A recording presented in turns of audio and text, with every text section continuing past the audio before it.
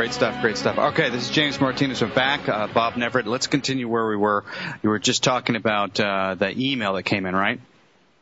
Yes, and I said that McLuhan's answer to the dilemma of being optimistic or pessimistic was being apocalyptic. You know, he went around.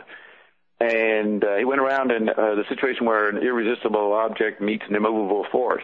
That, however, is then. That's 30, 40 years ago. McLuhan's apocalyptic solution doesn't work anymore. We're obviously in what's called, and it's in Hollywood all the time, a post-apocalyptic culture. And that is because apocalypse meant the revealing of secrets, the revealing of information that has been withheld. Well, we're in a post-information society, so we're well past anything being revealed. And now we're into living at the speed of thought, and that is now aborted. So what would we call this new situation, and how does one remain sanguine, poised, balanced, aristocratic, slackful in this situation? You always deal with the positive aspect of canceling thought. See, people think they have to be creative. They think they have to think, and they want to think. But the more you realize that every thought you think is going to be undermined, and people will panic at that point, it's another kind of death, the more they see through that it's better almost not even to think and to 3-2-1 it and just get a glimpse of something, and it will manifest immediately. Move faster. Live faster, actualize faster, and the more you don't dwell on what you want, the more you don't think about what you want, just assume it's there, it'll happen for you. That's the solution. Now, as a result of us moving into the mystery landscape, James, I announced I have a website called 5body.com, and it's been around since 2005, 2006. But I now announced that my site will be called next5body.com. And here's the new situation. I say, and I posted this, this is dated, I posted it yesterday. How could that be? Well, what's today, the 7th? I posted it 2 days ago, but it's dated October 6th, more mysteries. Here, I say, the four bodies have been relating incestuously with each other over the past couple of years. And the astral body, chemical body, chip body, TV body, the four bodies I'm referring to. I call the astral body father, chemical body mother, chip body uncle, and TV body aunt. Now, they've been having incestuous relations. So the names of their babies, which I'm calling nanobody, the names of the nanobody babies created by the intimacies of these four are the following. When you bring the TV body and the astral body together, that would be the aunt with the father, okay? Mm-hmm. You produce something, a nanobaby, and the best expression of the nanobaby phenomenon is the TV series known as Lost. Right. Yeah, you've talked about that before. Mm-hmm. And that was born on September 22nd, 2004. The other combination, TV body plus chemical body, that's the aunt and the mother.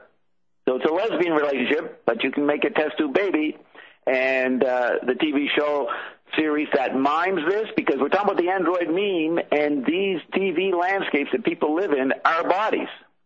And so I'm naming the second nanobody baby Eureka, and that started on July 18, 2006.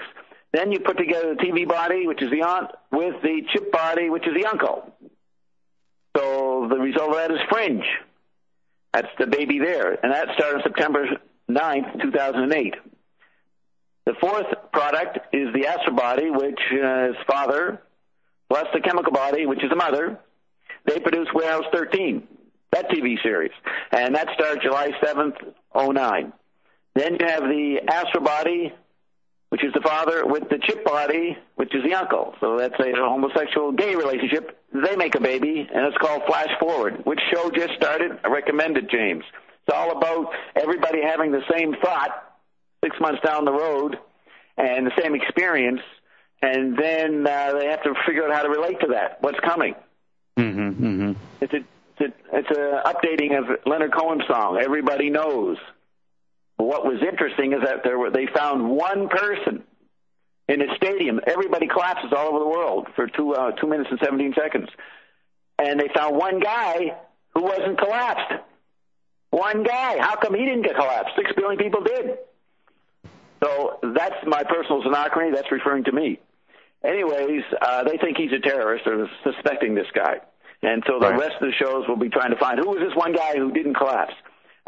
So the astral body, which is the father, and the chip body, which is the uncle, produced flash forward, and that started September 24th, 2009. The sixth body is the chip body, which is the uncle, plus the chemical body, which is the mother. They created Doctor Who, which is forever being redone. And that started the day after Kennedy was assassinated, November 23rd, 1963. So the Doctor Who is an all-encompassing map. Now, watching on the sidelines of the grandfather and the grandmother. The grandfather is the Mystery Body 1, the first mystery body we've identified, paradimensional traveler. And you will see that theme in Doctor Who, Flash Forward, Warehouse 13, Fringe. They all work with these themes. And the grandmother is the Mystery Body 2, the second mystery body, and that's a traveler via foreign world. That is actually being abducted by another chemical body or whatever from another planet. All right? Mm-hmm. Right. A traveler via a foreign world that's different from a paradimensional traveler. So we're talking here 6 children and 6 adults. So we got a lot more than 5-bodied here. That's the beginning of the map on this new level, James. So, give you an example. People are just starting to get used to the 5-body. Now you want to change it. Updated it. Yeah. Well, if they've been listening to us, they've heard about it for 6 months, and I've always moved towards the point of getting them to realize those have converged, or they've been having incest, and they are really not markers anymore. The mystery landscape is this amazing ocean we're in. Now, here's an update on the mystery landscape. This is the kind of phenomena we're going to get. Remember, we brought up the Yale woman, Ann Lee, Yale University woman who was found in the wall dead? Oh, that's right. Uh-huh. Well, if you check Google, there hasn't been many stories since her funeral for weeks, and they apparently charged this guy who worked in the lab. And they put him in some correctional facility, but what is not talked about is they let him go because they realized he didn't do it. They're still talking to him, and he's reporting his conversations that he had with this woman, and as he tells them more of what she talked about, they say, what the heck's going on here? Because they don't understand why they were discussing it. And this young man reported to them that he may have been maybe a little more concerned about her, because once she was found dead, he started to feel guilty that he should have told her to stop talking about whatever she was talking about. When she was talking about her riff riding and in relating it to her physics courses. So he felt a little guilty, and then he ran off to a hotel, and that made him look, or a motel, made him look suspicious, and they put him in the correctional facility. But now they're talking to him, and they realize he's nuts. Well, they don't think he's nuts, but they realize that what he's reporting they talked about is very strange. So they don't want to talk about it and investigate it. But here's what they found and what they're going to find. They have found that the bones of this 24-year-old woman, I think she's about 24, are at least 3,000 years old. Okay? Wow. Well, okay. When they did the autopsy, they examined the bones, and that's what they've discovered. Yeah, and the clothing, modern clothing, but it's at least 400 years old, the material it's made of. Mm-hmm. Okay? They don't know what to make of this. Then they noticed that on the TV monitor for the lab, the surveillance, that they have footage of her being there, but she never walked in past the camera, through the doorway. They have other footage. They have other footage of her, what's the opposite of that? Not being there in the lab, but having walked by the camera. Wow. So the camera was picking up the Riff Rider. Now, this is totally bizarre, what I'm talking about. I can't prove it, but this is what you got to get used to what's happening. Because we're in the mystery landscape, and the dimensions are getting confused and merging in the thing of the veil. Wow, so that's just yet another example of the confusion this is